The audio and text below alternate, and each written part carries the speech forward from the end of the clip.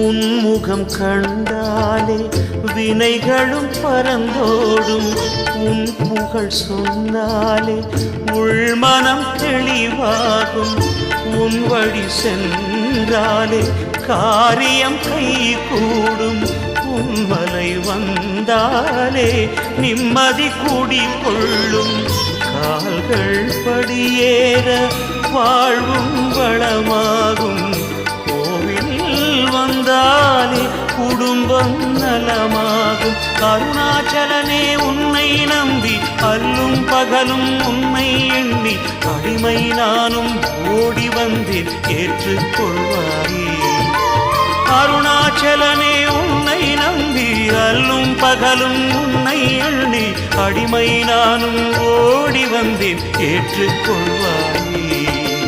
அண்ணாமலையே அருள் தருவாய்.